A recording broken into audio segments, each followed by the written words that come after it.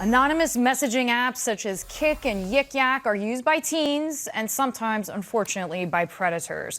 A 13-year-old Virginia teen, Nicole Laveau, was murdered after she had communicated with her killers on Kik. She was allegedly killed by an 18-year-old college student, David Eisenhower. He and another college mate have been charged in connection with Nicole's death.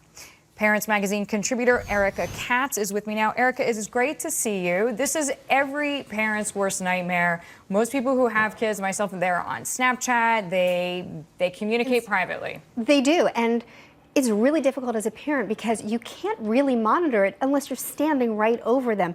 It's not like there's an ID that you can look at because it's anonymous. It's gone. And it's there. And you know, the most disturbing thing is with Yik Yak, it's really about people that are in your community. So people think they're anonymous, but my son was telling me today, you can connect the dots. Somebody says, oh, this kid plays baseball, he goes to this school. You describe him a little, people know who you're talking about. I mean, here we're talking about murder, which is obviously tragic for that poor girl. But even in the lightest of senses, there's a lot of kids getting bullied because if you don't have to sign your name or face somebody in person, I suppose it's just a lot easier to be mean. But the FBI is asking a lot of these developers to bar kids from using it who are under 12. Does that make a difference? Well, really, when they're using it is when they're 13 and 14 and 15, because under 12, I think parents can control it a little more, because kids don't really need that phone as much when they're under 12, because you're really picking them up, dropping them off. But once they hit 13, they're going to school on their own, and they really need that phone. And as a parent,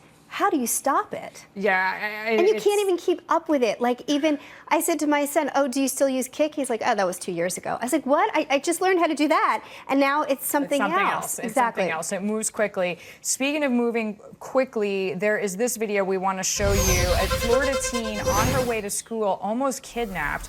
A man aggressively tried to pull her into his car. She fought her way out. But as the surveillance video shows, I mean, he followed her. I mean, he finally drove off. We do have a sketch of the suspect, and police leads are turning up empty. So, I mean, if there is information, there are numbers, obviously, that can be called. But what do parents need to know, whether it's a cyber or a physical threat like that? Well, it's really important that parents tell their kids, do not put what school you go to on Facebook or anything on the internet. You don't even have to really put anything about yourself, because the more information parents and kids put on, the more people know. Erica, thank you so much. Thank you. Parenting expert Erica Katz. Charles Payne is with you now.